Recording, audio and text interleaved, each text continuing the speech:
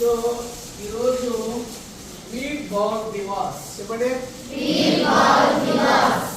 అంటే ఇది సిక్కు మతానికి సంబంధించినటువంటి ఒక ధైర్యమైనటువంటి సాహసమైనటువంటి ఒక నలుగురు బాలులు గురించి చెప్పేటువంటి ఒక స్టోరీ అన్నమాట.